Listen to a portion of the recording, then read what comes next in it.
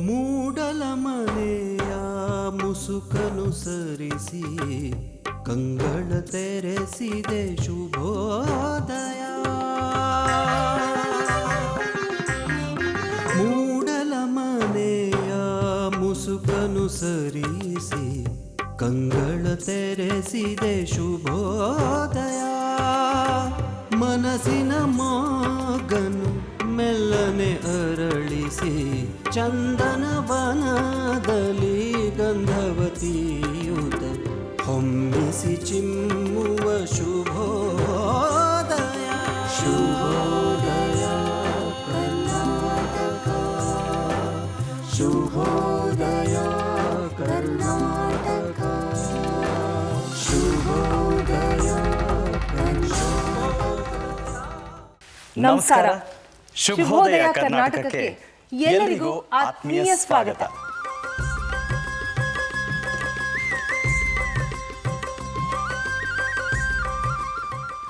ಇವತ್ತಿನ ಕಾರ್ಯಕ್ರಮದಲ್ಲಿ ಯಾರಪ್ಪ ಗೆಸ್ಟ್ ಅನ್ನೋ ರೀತಿಯಲ್ಲಿ ಯೋಚನೆ ಮಾಡ್ತಾ ಇದ್ದೀರಾ? ಯಾಕಂದ್ರೆ ನಾವು ಹೇಳಿದ್ವಿ ಕಾರ್ಯಕ್ರಮದಲ್ಲಿ ಒಬ್ರು ಸ್ಪೆಷಲ್ ಗೆಸ್ಟ್ ಇರ್ತಾರೆ ಅಂತ. ಚಂದನ ವಾಹಿನಿ ಅಥವಾ ನಿರೂಪಣಾ ಕ್ಷೇತ್ರ ಅಂದಾಕ್ಷಣ ಒಂದಷ್ಟು ಹೆಸರುಗಳು ನಮಗೆ ನೆನಪಾಗತ್ತೆ. ಆ ಅಗ್ರ ಪಂಕ್ತಿಯಲ್ಲಿ ಯಾರು ಸ್ಫುಟವಾಗಿ ಸುಂದರವಾಗಿ ಭಾಷಾ ಪ್ರಯೋಗವನ್ನು ಸ್ಪಷ್ಟವಾಗಿ ಮಾತನಾಡ್ತಾರೆ ಅಂತಹ ಸಾಲಿನಲ್ಲಿ ನಿಲ್ಲುವಂಥ ಒಬ್ಬ ವಿಶಿಷ್ಟ ಸಾಧಕಿ ನಮ್ಮಂಥ ನಿರೂಪಕರಿಗೆ ಹಾದಿಯನ್ನು ಮಾಡಿಕೊಟ್ಟು ವೃತ್ತಿಯಾಗಿ ತೆಗೆದುಕೊಳ್ಬೋದು ಅಂತ ತೋರಿಸಿಕೊಟ್ಟಂಥ ಸಾಧಕಿ ನಿರೂಪಣಾ ಕ್ಷೇತ್ರದಲ್ಲಿ. ನೀನು ಹೇಳ್ದಂಗೆ ನವೆಂಬರ್ 19, 1983 ಹೌದು, ಈ ಬೆಂಗಳೂರು ದೂರದರ್ಶನ ಕೇಂದ್ರ ಜನನ ತಾಳ್ತು.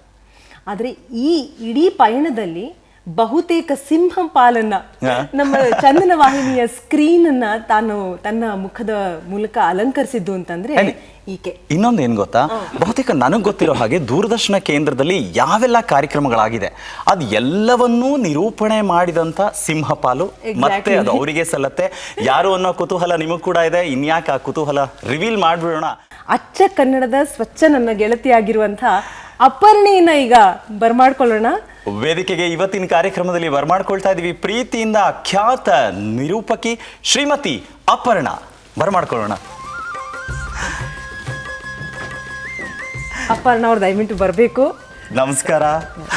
ಸ್ಕ್ರೀನ್ ನ ಹಿಂದಿರುವ ನಮ್ಮ ಎಲ್ಲ ಅಭಿಮಾನಿಗಳು, ನಿಮ್ಮ ಎಲ್ಲ ಅಭಿಮಾನಿಗಳು ಚಪ್ಪಾಳೆ ಹೊಡಿತಿರ್ತಾರೆ. ನಾವು ಚಪ್ಪಾಳೆ ಹೊಡೆದ್ಬಿಡೋಣ. ನಾವು ಚಪ್ಪಾಳೆ ಹೊಡಿ ನಿಮ್ಮನ್ನ ಪ್ರೀತಿಯಿಂದ ಸ್ವಾಗತಿಸ್ತಾ ಇದ್ದೀವಿ. ಇಲ್ಲ, ನಾವೆಲ್ಲ ಚಂದನಾಗಿ ಚಪ್ಪಾಳೆ ಬನ್ನಿ ದಯವಿಟ್ಟು ಕೂತ್ಕೊಳ್ಳಿ. ಏನೇನೋ ಅನ್ನಿಸ್ತಾ ಇದೆ, ಯಾಕಂದ್ರೆ ನಾನು ಅಲ್ಲಿ ಕೂತ್ಕೊಂಡು ಹಿಂಗೆಲ್ಲ ಇಲ್ಲ, ಆಕ್ಚುಲಿ ನಮಗೆ ಅದು ಖುಷಿ ಆಗ್ತಾ ಇದೆ. ಯಾಕಂದ್ರೆ ಇವತ್ತು ನಿಮ್ಮ ಜೊತೆಗೆ ಮಾತನಾಡುವಂಥದ್ದು ಅಂಡ್ ಇದು ಚಂದನ ವಾಹಿನಿಯಲ್ಲಿ ಇತಿಹಾಸ ಪುಟ ಸೇರ್ತಾ ಇರುವಂತ ಮೊದಲನೇ ಎಪಿಸೋಡ್ ನೇರ ಪ್ರಸಾರದಲ್ಲಿ ಶುಭೋದಯ ಕರ್ನಾಟಕ. ಆ ಒಂದು ಕಾರ್ಯಕ್ರಮಕ್ಕೆ ಖ್ಯಾತ ನಿರೂಪಕಿಯಾಗಿ ಚಂದನ ವಾಹಿನಿಯಲ್ಲಿ ಚಂದವಾಗಿ ವನವನ್ನ ನಿರ್ಮಾಣ ಮಾಡಿದ್ದಾರೆ ನಿರೂಪಣೆಯಲ್ಲಿ. ಹಾಗಾಗಿ ಕಂಗಳ ಚಳುವೆ ಎಲ್ಲ ಕರೀತಾ ಇದ್ರು ಅಪರ್ಣ. ಇದನ್ನ ಹಿಂಗ್ ಹೇಳೋಣವಾ, ಇದು ಒಂಥರ ನನ್ನ ಪಾಲಿಗೆ ತವರ ಮನೆ ಕೊಟ್ಟಿರುವಂತಹ ದೊಡ್ಡ ಸನ್ಮಾನ.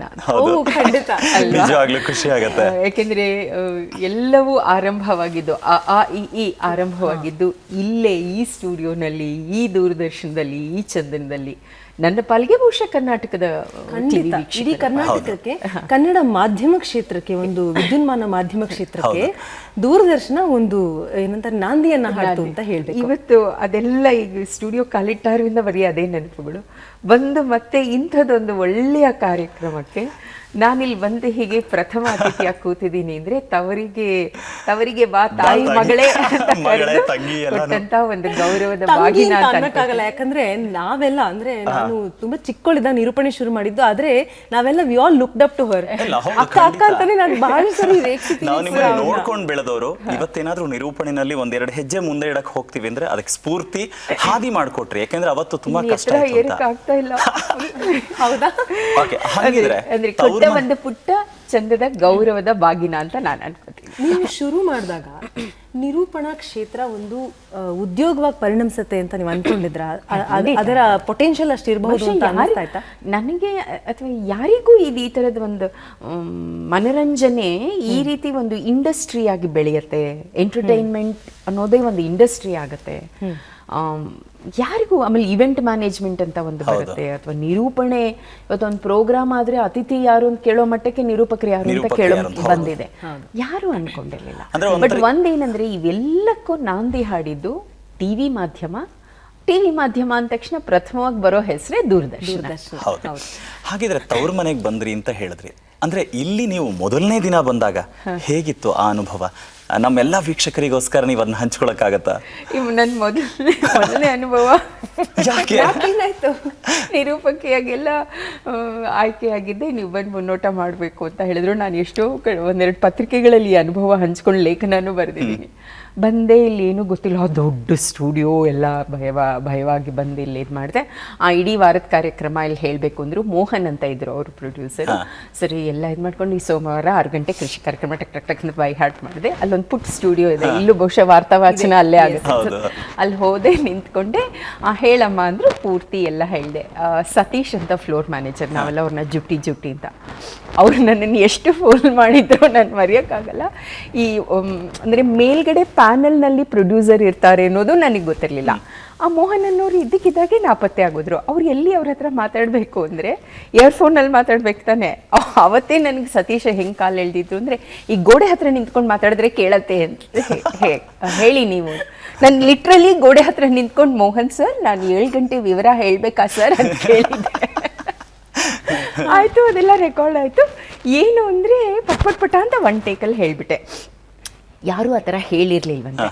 5 ನಿಮಿಷದಲ್ಲಿ ಮುಗಿಸ್ಬಿಟ್ರೆ ಹೇಳಾಗೋಯ್ತಾ ಅಂತ ಎಲ್ಲರೂ ಕೇಳಿದ್ರು. ನೀನು ಎಲ್ಲರೂ ಹಿಂಗೆ ಕೇಳ್ತಿದ್ದಾರೆ ಅಂತ. ಸರಿ, ಅದೆಲ್ಲ ಆಯಿತು. ವೆರಿ ವೆಲ್ ಡನ್, ಸ್ವೀಟ್ ಕೊಡಿಸ್ಬೇಕು, ತುಂಬ ಚೆನ್ನಾಗಿ ಮಾಡಿದ್ರಿ ಮೋಹನ್ ಅವರು ಹೇಳಿದ್ರು. ಎಲ್ಲ ಹೇಳಿದ್ರು. ಮನೆಗೆ ಹೋದೆ. ಏನು ಸಂಡೇ ಫುಲ್ ಎಲ್ಲರೂ 4 ಗಂಟೆಗೆ ಎಫ್ಸಿ ಅಲ್ಲ ಇಮ್ಯಾಜಿನ್. ಆವಾಗ ಟಿ ವಿ ಹೆಂಗೆ ಹೋಗಿ ನೋಡ್ತಾ ಕೂತ್ಕೋತೀನಿ, ಪ್ರವೀಣ್ ನಾಯಕ್ ಬಂದ್ಬಿಟ್ರು. ಅವಾಗ ಪ್ರವೀಣ್ ನಾಯಕ್ ಅಂತ ಅನೌನ್ಸರ್ ಇದ್ರು. ಆಮೇಲೆ ನೋಡಿದ್ರೆ ಈ ವಾರದ ಕಾರ್ಯಕ್ರಮಗಳ ಮುನ್ನೋಟ ಅಂತ ನಾನು ಗಂಗೆ ಕಾವೇರಿ ಎಲ್ಲ ಆಯಿತು. ನಾನೇನೋ ತಪ್ಪು ಮಾಡಿಬಿಟ್ಟಿದ್ದೀನಿ, ನಾನು ರಿಜೆಕ್ಟೆಡ್ಡು, ನಂಗೆ ಎಷ್ಟು ಅವಮಾನ, ಹಂಗೆ ಹಿಂಗೆ. ನಮ್ಮ ತಂದೆ ನಂಗೆ ಫೋನ್ ಬೇರೆ ಇರಲಿಲ್ಲ. ನಮ್ಮ ತಂದೆ ತಾಯಿ ತಲೆ ತಿಂದುಬಿಟ್ಟಿದೆ.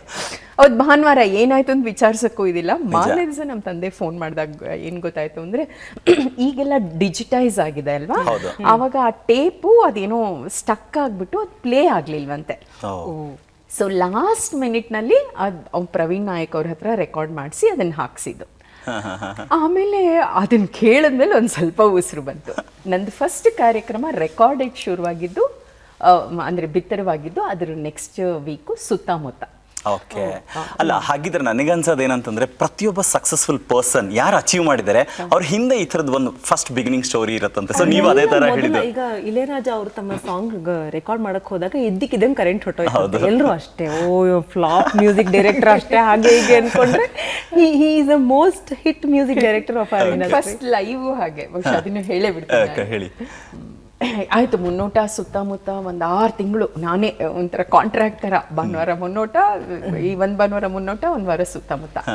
ನಾನು ಒಂದು ಸ್ವಲ್ಪ ಚೆನ್ನಾಗಿ ಮಾಡ್ತಿದ್ಯಾ ಅಂತೆಲ್ಲ ಹೇಳ್ತಿದ್ರು ಅಂತ ಬಂತು. ಲೈವ್ ಇನ್ನು ಮಾಡಿ ಅಂತ ಆಯ್ತಲ್ಲ, ನೀವು 1 ವಾರ ತಿಂಗಳು ಇದು ಮಾಡಿದ್ರಲ್ಲ ಲೈವ್ ಅಂತ. ನಾ ಫಸ್ಟ್ ಲೈವ್ ಮರೆಯೋ ಹಾಗೆ ಇಲ್ಲ. ನಳಿನಿ ರಾಮಣ್ಣ ಅವರು ಪ್ರೊಡ್ಯೂಸರ್ ಆಗಿ ಅವತ್ತು ಪ್ರತಿ ದಿವಸ ಲೈವ್ಗೆ ಆಫೀಸರ್ ಇನ್ಚಾರ್ಜ್ ಅಂತ ಇರ್ತಾರೆ. ಲೈವ್ ಅಂದ್ರೆ ಅವತ್ತು ನಮಸ್ಕಾರ, ದೂರದರ್ಶನ್ ಕೇಂದ್ರ, ಅವತ್ತಿನ ಕಾರ್ಯಕ್ರಮ ವಿವರ, ಕಾಣೆಯಾದವರ ಬಗ್ಗೆ ಪ್ರಕಟಣೆಗಳು, ಜನರ ಮನಸ್ಸಲ್ಲಿ ಯಾವುದು ಇದು ಯಾವುದನ್ನು ಯಾರು ಮರ್ತಿಲ್ಲ, ಇವತ್ತಿಗೂ ಅದೆಲ್ಲ ಜ್ಞಾಪಿಸ್ಕೋತಾರೆ. ಎಲ್ಲ ಆಯ್ತು. ಏನು ಡಗಡಗಡ ಏನಪ್ಪ ಹಿಂಗೆ ಮೀಟಿಂಗ್ ಎಲ್ಲ ಆಯಿತು. ಮೇಕಪ್ ರೂಮ್ಗೆ ಹೋದೆ. ಉಮೇಶ್ ಅವರು ಮೇಕಪ್ಪು ನಂಗಿನ್ನೂ ಗೋಲ್ಡನ್ ಮೆಮರೀಸ್ ಅಂತ ಒಂದು ರೋಸ್ ಕೊಟ್ಟರು. ರೋಸ್ ಕೊಟ್ಬಿಟ್ಟು, ಇಷ್ಟು ದಿವಸ ರೆಕಾರ್ಡಿಂಗ್ ಮಾಡಿದ್ದು ಹೆಚ್ಚಲ್ಲ, ಇವತ್ತು ಲೈವು, ಇದರಲ್ಲೂ ನೀನು ನಿಭಾಯಿಸಿ ಗೆಲ್ಲಬೇಕು, ಫುಲ್ ಕಾನ್ಸಂಟ್ರೇಟ್ ಮಾಡಬೇಕು. ಅಷ್ಟೊತ್ತಿಗೆ ನಳಿನಿ ರಾಮಣ್ಣ ಮೇಡಮ್ ಅವರು ಮೇಕಪ್ ರೂಮ್ಗೆ ಹುಡ್ಕೊಂಡು ಬಂದರು. ಯಾರು ಇವತ್ತು? ನಾ ಹೇಳಿದೆ, ನಾನು ಮೇಡಮ್. ಫಸ್ಟ್ ಅಲ್ವಮ್ಮ ಲೈವ್ ಮಾಡ್ತಾ ಇರೋದು? ಹೌದು ಮೇಡಮ್.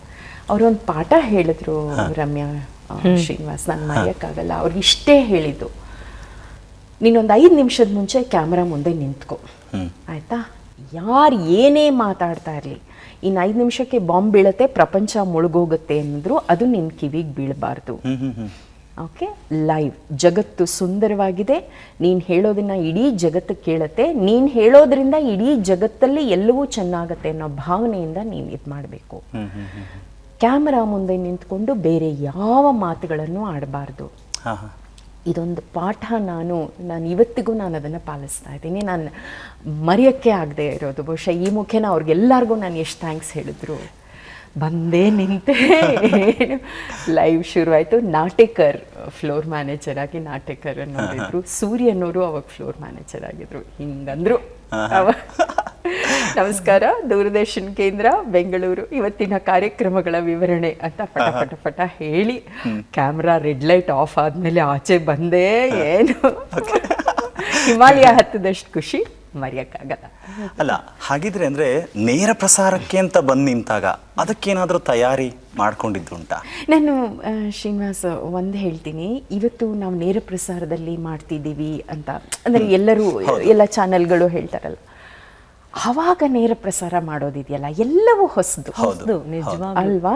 ಇನ್ನು ತಾಂತ್ರಿಕವಾಗಿರ್ಬೋದು ಅಥವಾ ನಮಗೂ ಇವಾಗ ಅವ್ರು ಹಂಗೆ ನೇರ ಪ್ರಸಾರ ಮಾಡಿದಾರ, ನಾನು ಲೈವಲ್ಲಿ ಹಿಂಗೆ ಹೇಳ್ತೀನಿ ಅಂತ ನೋಡ್ಕೊಳಕ್ ಏನೂ ಇಲ್ಲ. ಒಂದೇ ಒಂದು ರೆಫರೆನ್ಸ್ ಅಂದ್ರೆ ಒಂದು ಡೆಲ್ಲಿ ದೂರದರ್ಶನ್ ಬರ್ತಿರೋ ಪ್ರೋಗ್ರಾಮ್. ಸೊ ಎಲ್ಲವೂ ಹೊಸದಾಗಿ ಮಾಡ್ತಿದ್ದಂಥದ್ದು. ತಯಾರಿ ಅಂತಂದ್ರೆ ನನ್ನ ಮಟ್ಟಿಗೆ ತಯಾರಿ ಅಂದ್ರೆ ಗಟ್ಟೊಡಿಯೋದು ಚೆನ್ನಾಗಿ. ಏನೇ ಆದ್ರೂ ಹಿಂಗೆ ನಗ್ತಾ ಇದ್ರು 7 ಗಂಟೆಗೆ ಕೃಷಿ ಕಾರ್ಯಕ್ರಮ 8 ಗಂಟೆಗೆ ಮಾಡ್ತಿದ್ರು ಅಂತ. ಆದ್ರೆ ಒಂದ್ ಹೇಳ್ತಾರೆ, ಮಾತಾಡಿದ್ರೆ ಹೋಯ್ತು ಮುತ್ತು ಓಡಿದ್ರೆ ಹೋಯ್ತು ಅಂತ. ಹಾಗಿದ್ದಾಗ ಲೈವ್ ನಲ್ಲಿ ಕೆಲವು ಸರಿ ನಮಗೆ ಬೇಕೋ ಬೇಡವೋ ನಾವು ಅನ್ಕೊಂಡಿರ್ತೀವೋ ಇಲ್ವೋ ಏನೋ ಒಂದ್ ನಮ್ಮ ಮಾತು ನಮ್ಮಿಂದ ಬಂದ್ಬಿಡುತ್ತೆ. ಆ ಮಾತುಗಳನ್ನ ಹೇಗೆ ನೀವೇನಾದ್ರೂ ಅದಕ್ಕೊಂದು ತಯಾರಿ ಮಾಡ್ಕೊಂಡಿದ್ರೆ? ಬಹಳಷ್ಟು ಜನ ನಿರೂಪಕರು ಈ ಕಾರ್ಯಕ್ರಮ ನೋಡ್ತಿರ್ತಾರೆ. ಇಲ್ಲ, ಇದು ಒಂದೇ ತಯಾರಿ. ಆಮೇಲೆ ಲೈವ್ ನಡೆಯುವಾಗ ನಿಮ್ಗಳಿಗೂ ಅನುಭವ ಇರುತ್ತೆ. ಅವಾಗೆಲ್ಲ ಹೊಸತು ಬೇರೆ. ಈಗೇನೋ ಇವಾಗ ಲೈವ್ ಅಂತ ಹಿಂಗೆ ಇದು ಮಾಡಿಬಿಟ್ಟು ನಾವು ಹೇಳ್ತಿರೋವಾಗಲೇ ಅಲ್ಲಿ ಯಾರೋ ಓಡಾಡೋದು ಅಥವಾ ಅಲ್ಲೇನೋ ಒಂಚೂರು ಏನೋ ಲಾಸ್ಟ್ ಮಿನಿಟಲ್ಲಿ ಬಂದು ಹೇಳೋದು, ಆ ಥರದ್ದೆಲ್ಲ ತುಂಬ ತುಂಬ ನಡೀತಾ ಇರುತ್ತೆ. ಅದೆಲ್ಲವನ್ನು ಮೀರಿ ಮಾಡಬೇಕು ಅಂದರೆ ಬಹುಶಃ ಕಾನ್ಸಂಟ್ರೇಷನ್, ಏಕಾಗ್ರತೆ ತುಂಬ ಮುಖ್ಯ. ಅಪರ್ಣ ಅವರೇ, ಇನ್ನೊಂದು ಕುತೂಹಲ ಏನು ಗೊತ್ತಾ, ನೀವು ಲೈವ್ ಮಾಡಿದ್ದು ಯಾವ ಇಯರ್? ಬಹುಶಃ 1990. ಓಕೆ. ಯಾಕೆಂದ್ರೆ ನೀವು ಬಂದಾಗ ನಮಗೆ ಅವರು ಉಮೇಶ್ ಅವರು ನಿಮ್ಗೆ ಒಂದು ರೋಸ್ ಕೊಟ್ರು ಅಂತ. ನಂಗೆ ಅನ್ಸುತ್ತೆ ಆ ರೋಸ್ ಕೊಟ್ಟಿದ್ದೆ ನಿಮಗೆ ಪ್ರಭಾವ ಬೀರ್ತಾ ಅವತ್ತಿನಿಂದ ಇವತ್ತಿನವರೆಗೂ ಚಿರ ಯೌವನ ಹಾಗೆ ಇದ್ದೀರಲ್ಲ? ಅಂದ್ರೆ ಇವಾಗ್ಲೂ ರೋಸ್ ಕೊಡೋ ತರ ಇದ್ದೀವಿ. ಇನ್ನೊಂದು 10 ವರ್ಷ ಬಿಟ್ಟು ರೋಸ್ ಕೊಡೋ ತರ ಇರ್ತೀರಾ ನೀವು. ರಮ್ಯಾ, ಒಂದ್ ಕೆಲಸ ಮಾಡೋಣ. ಈಗ ಅಪರ್ಣ ಅವರೇ, ಶುಭೋದಯ ಕರ್ನಾಟಕ ಚಂದನದಲ್ಲಿ ಇವತ್ತೇನು ನೇರ ಪ್ರಸಾರ ಆಗ್ತಾ ಇದೆ, ಇದ್ರ ಓಪನಿಂಗ್ ಕೊಡ್ಬೇಕು ಅಂದ್ರೆ ನೀವು ಹೇಗೆ ಕೊಡ್ತಿದ್ರಿ? ಭಾನುವಾರದ ಬೆಳಗು ಎಲ್ಲವೂ ಚಂದ ಅನಿಸುವಂತಹ ಸಮಯ. ಶುಭೋದಯವಾಗಲಿ ಬದುಕಿನಲ್ಲಿ ಅನ್ನುವ ನಿರೀಕ್ಷೆ. ಇಂಥ ನಿರೀಕ್ಷೆಯ ಅಂಗಳದಲ್ಲಿ ನಿಮಗಾಗಿ ಶುಭೋದಯ. ಇದು ಚಂದನ ತನ್ನ ಪ್ರೀತಿಯ ವೀಕ್ಷಕರಿಗೆ ನೀಡ್ತಿರುವಂಥ ಅತ್ಯಂತ ಪ್ರೀತಿಯ ಕಾಣಿಕೆ. ಕರುನಾಡ ಜನತೆಗೆ ಇದು ಶುಭೋದಯ ಚಂದನದ ವತಿಯಿಂದ. ನೋಡಿದ್ರಾ ಎಷ್ಟು ಅಂದ್ರೆ ನಾವು ಮತ್ತೆ ಎಷ್ಟೆಷ್ಟು ಕಲ್ತ್ಕೊಳ್ಬೇಕು ಅನ್ನೋದಕ್ಕೆ. ಫೋನ್ ಮಾಡಿದ್ರೆ ಇಲ್ಲ, ನಂಗೆ ಇವಾಗ ಅದೇನ್ ಪ್ಲಾನ್ ಮಾಡ್ಕೊಳ್ಳಲ್ಲ, ಅದು ಬರತ್ತೆ, ನಂಗೆ ಗೊತ್ತಿಲ್ಲ ಅದೊಂದು ಶಕ್ತಿ ಅಂತ. ಅದಕ್ಕೆ ನೀವು ರೋಲ್ ಮಾಡಲ್ಲ ಅಂತ ಹೇಳ್ತಾ ಇರೋದು. ಈಗ ಇದೊಂದು ಕ್ಲೀಶೆ ಪದವಾಗಿರ್ಬಹುದು ನಾನು ಹೇಳ್ತಿರೋದು, ಬಟ್ ಆದ್ರೂನು ಕನ್ನಡವನ್ನ ಸ್ಪಷ್ಟವಾಗಿ ಮಾತಾಡುವಂತ ಒಂದು ಇದೇ ಹೊರಟೋಗಿದೆ ಅಂತಂದ್ರೆ ಅದು ನಿರೂಪಣೆಯಲ್ಲಾದ್ರೂ ಇರಬೇಕು, ಒಂದು ಪುಸ್ತಕದಲ್ಲಾದ್ರೂ ಒಂದು ಸರಿಯಾದ ಕನ್ನಡ ಇರಬೇಕು ಅನ್ನೋ ನಿರೀಕ್ಷೆಯಲ್ಲಿದ್ದಂಥ ನಾವು ಈಗ ಆಯ್ತು ಇಷ್ಟಾದ್ರೂ ಆಯ್ತಲ್ಲಪ್ಪ ಪರವಾಗಿಲ್ಲ ಸದ್ಯ ಅನ್ನೋ ಒಂದು ನಿಟ್ಟುಸಿರು ಬಿಡುವಂಥ ಇದಕ್ಕೆ ಬಂದ್ಬಿಟ್ಟಿದ್ದೀವಿ.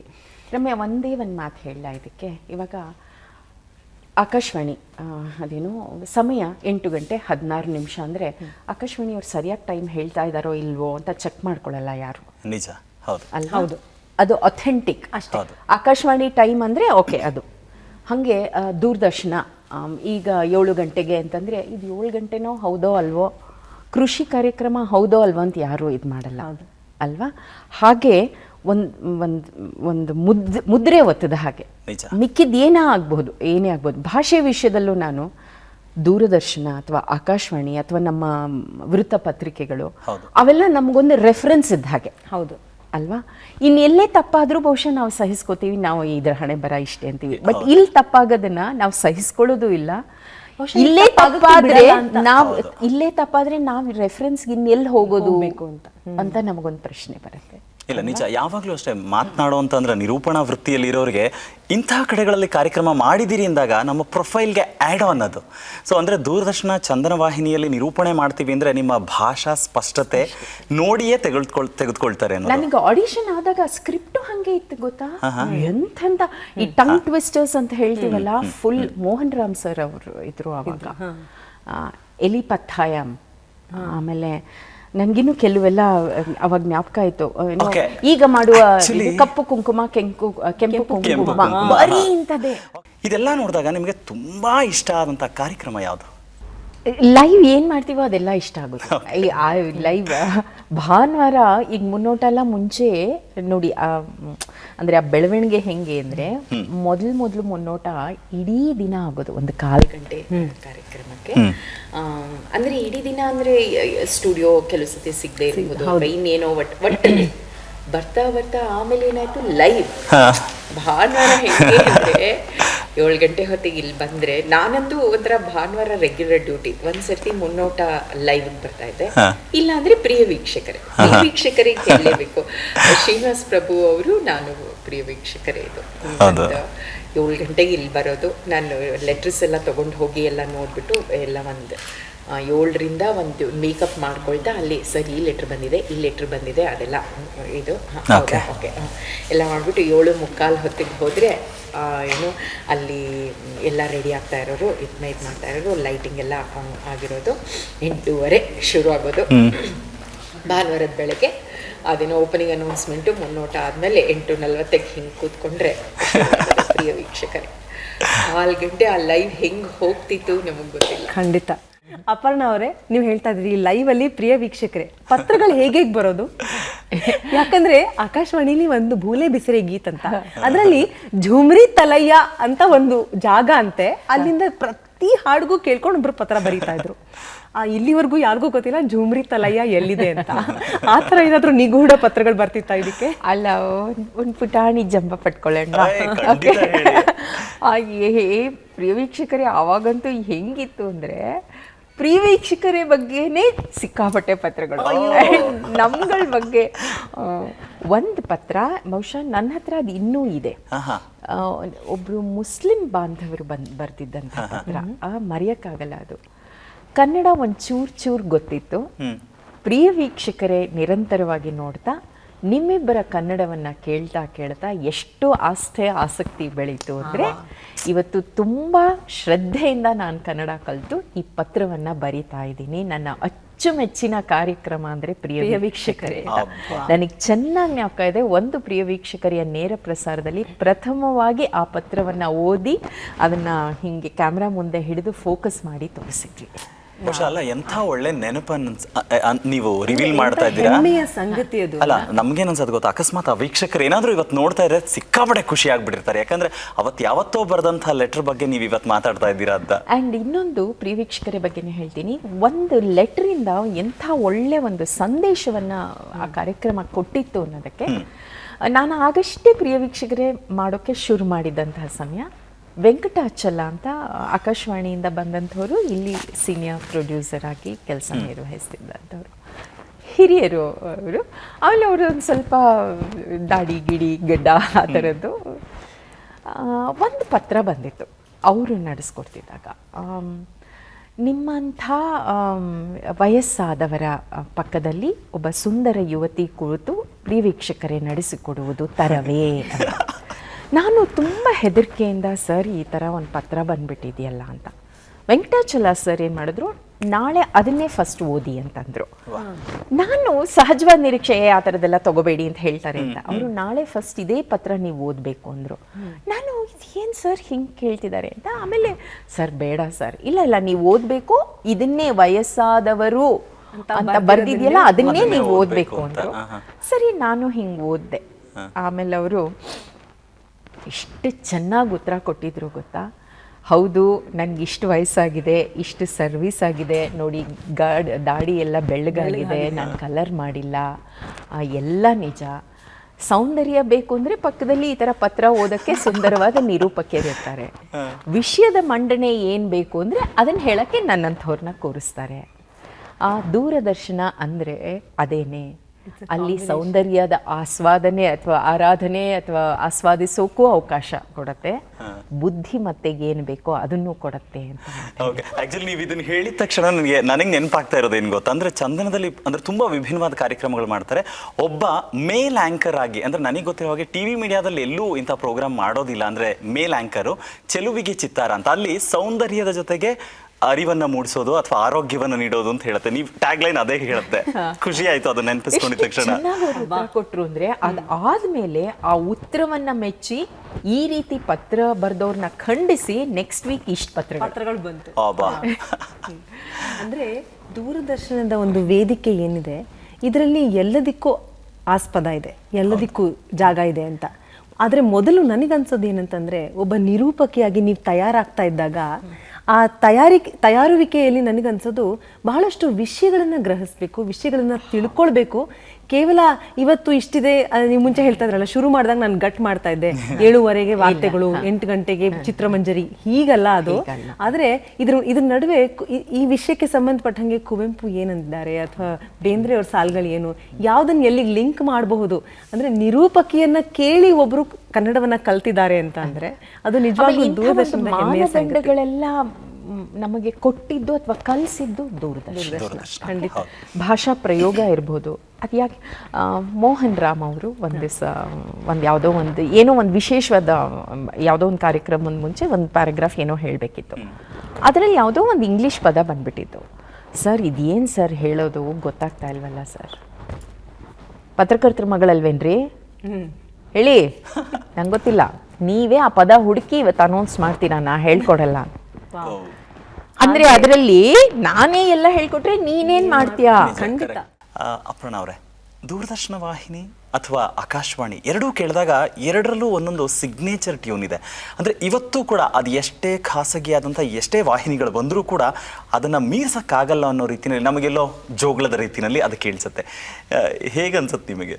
ಹೌದು, ನನಗೆ ಆಕಾಶವಾಣಿ ಸಿಗ್ನೇಚರ್ ಟ್ಯೂನ್ ಕೇಳಿದ ತಕ್ಷಣ ನಾನು ಆಕಾಶವಾಣಿಯಲ್ಲಿ ಬೆಳಗಿನ ಟ್ರಾನ್ಸ್ಮಿಷನ್ ಮಾಡ್ತಿದ್ನಲ್ಲ, ನೆಕ್ಸ್ಟು ವಂದೇ ಮಾತರಂ ಬರುತ್ತೆ.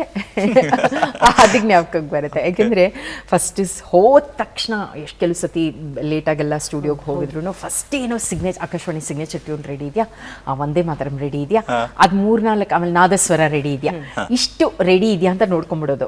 ಯಾಕೆಂದರೆ ಆಮೇಲೆ ಒಂಚೂರು ಏನಾದರೂ ಫಸ್ಟ್ ಗೀತಾರಾಧನಾ ಅದಕ್ಕೆಲ್ಲ ನೆಕ್ಸ್ಟ್ ಆ ಟೈಪ್ ಎಲ್ಲ ರೆಡಿ ಇದೆಯಾ ಅಥವಾ ಆ ಪ್ರೋಗ್ರಾಮ್ ರೆಡಿ ಇದೆಯಾ ಅಂತ ನೋಡ್ಕೊಳ್ಳೋಕೆ ಇದಿಷ್ಟಾದರೆ ಟೈಮ್ ಇರುತ್ತೆ ಅಂತ ಅದೇ ಜ್ಞಾಪಕ.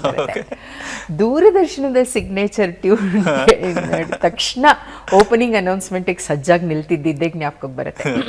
ಏನೇ ಇದಾದ್ರೂ ಅಲ್ಲಿ ಸಿಗ್ನೇಚರ್ ಟ್ಯೂನ್ ಬರ್ತಿದ್ದಂಗೆ ಇನ್ನೊಂದ್ಸತಿ ಮಾನಿಟರ್ ನೋಡಿಕೊಂಡು ಇದೆಲ್ಲ ಸೆಟ್ ಮಾಡ್ಕೊಂಡು ಅಂದ್ಕೊಂಡು ಅದೇ ಇವತ್ತಿಗೂ ಜ್ಞಾಪಕಕ್ಕೆ ಬರುತ್ತೆ.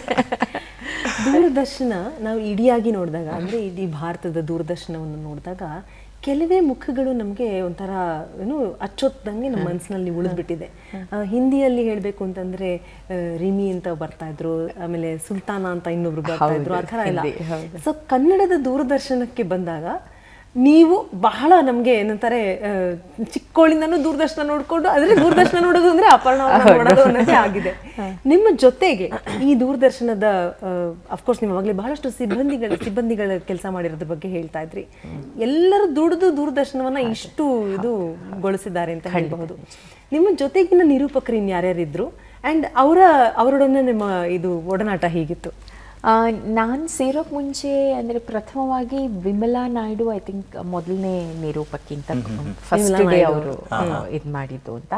ನಾನು ಬರೋಕ್ಕೆ ಮುಂಚೆ ಇವರಿದ್ರು, ಸಂಧ್ಯಾ ಕುಮಾರ್ ಇದ್ದರು, ಆಶಾ ಅನ್ನೋರಿದ್ರು, ಮತ್ತು ಆರತಿ ಅಂತ ಒಬ್ಬರಿದ್ದರು, ಆಮೇಲೆ ಪ್ರವೀಣ್ ನಾಯಕ್ ಇದ್ದರು.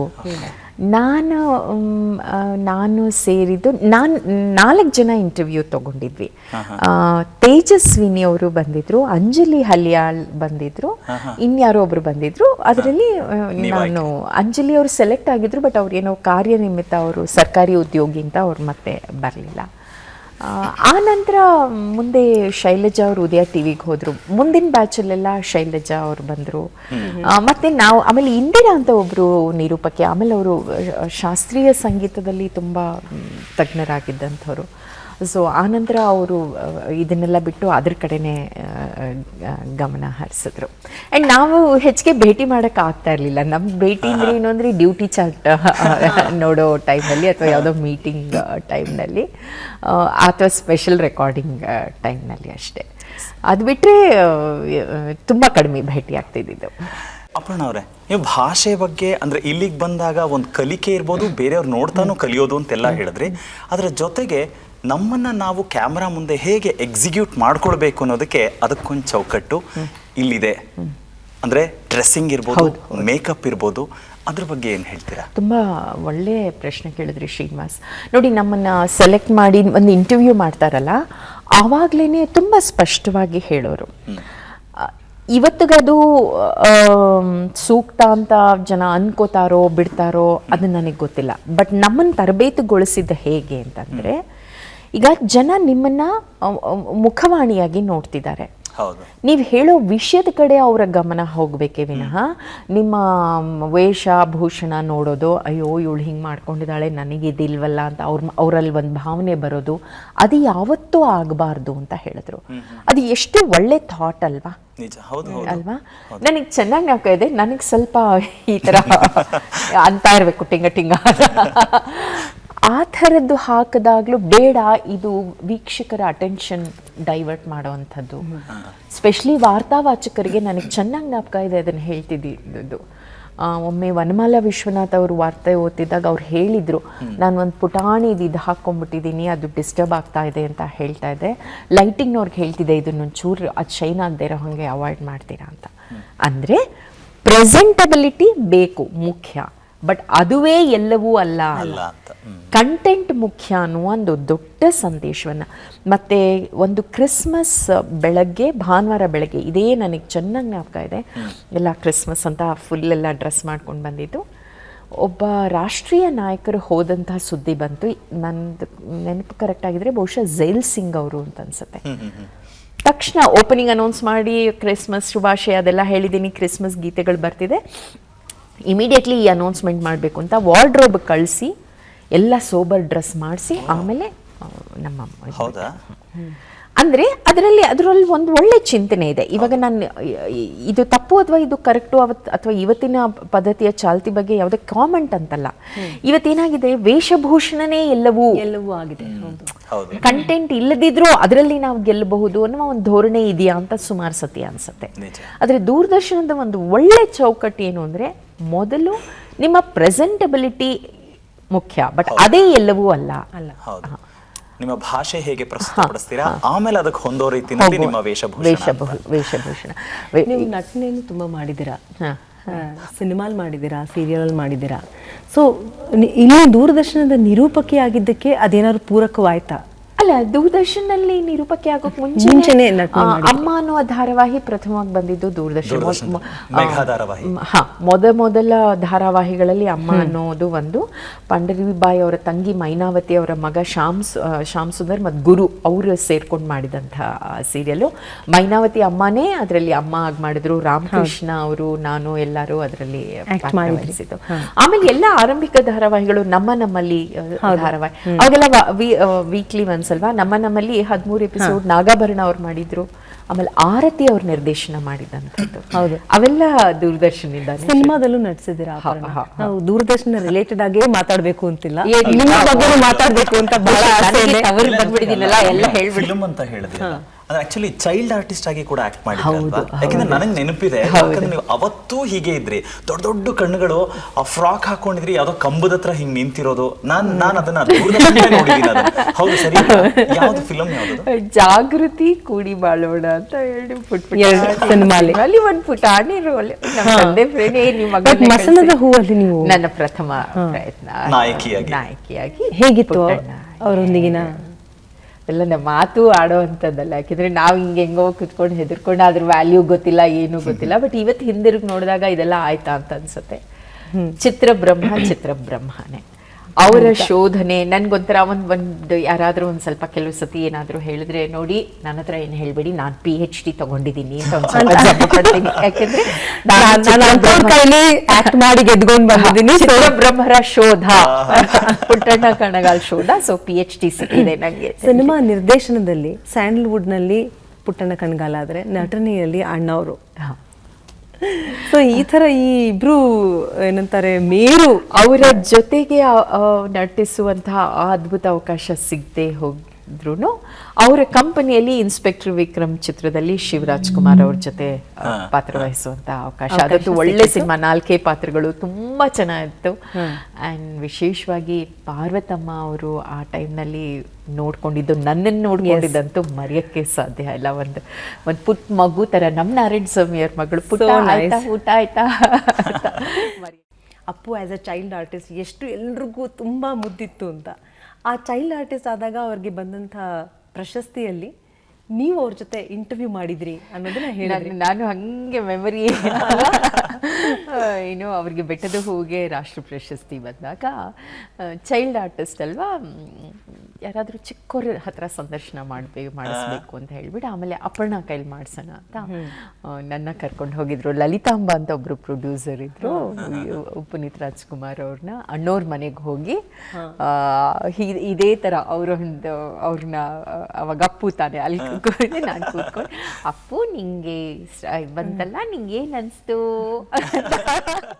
How has he grown has he evolved as an actor person ಅಂತ? ಅಲ್ಲ, ಆವಾಗ ಈ ಥರದ್ದೊಂದು ಅವಾರ್ಡ್ ಬಂದಿದೆ ನನಗೆ, ಈ ಥರದ್ದೊಂದು ನ್ಯಾಷನಲ್ ಅವಾರ್ಡು, ನನಗೆ ಇಂಟರ್ವ್ಯೂ ಆ ಥರದ್ದು ಏನೂ ಇರಲಿಲ್ಲ. ಒಂದು ಇದು ನಾನು ಬಂತು ಆ ಥರದ್ದನ್ನೇ ಉತ್ತರ ಕೊಟ್ಟಿದ್ದು. ಒಂಥರ ನಂಗೆ ಇನ್ನೂ ತುಂಬ ಚೆನ್ನಾಗಿ ಜ್ಞಾಪಕ ಇದೆ. ಪಾರ್ವತಮ್ಮ ಅವರು ಅಲ್ಲಿ ಕೂತ್ಕೊಂಡು ಸರಿಯಾಗಿ ಕೂತ್ಕೊ, ನೀನು ಕ್ಯಾಮ್ರಾ ಇರುತ್ತೆ ಸರಿಯಾಗಿ ಮಾತಾಡು ಅಂತ ಒಂದು ಟಿಪಿಕಲ್ ಒಂದು ಪುಟಾಣಿ ಹುಡುಗಂಗೆ ಒಂದು ಪ್ರೀತಿಯಿಂದ ಅಮ್ಮ ಎಲ್ಲ ಇನ್ಸ್ಟ್ರಕ್ಷನ್ಸ್ ಆ ಥರ ಕೊಡ್ತಿದ್ದು.